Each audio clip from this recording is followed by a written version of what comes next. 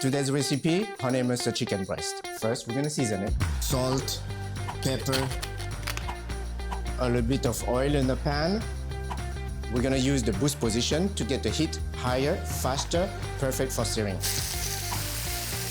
Now that it's seared on both sides, we're gonna brush the chicken with a marinade. Quarter cup of whole mustard grain, quarter cup of Dijon mustard, half cup of honey, 2 tablespoons of olive oil.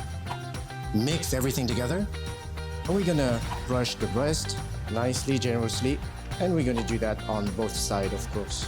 For the honey mustard chicken, we are going to use the chef mode. It's a video system embedded in the Decor cooktop and oven who gives you cooking advice, guiding you on the optimum rack setting, temperatures, and timing. Honey mustard chicken breast with a side of couscous and roasted carrots. This is Chef JB at Decor New York showroom. See you next time.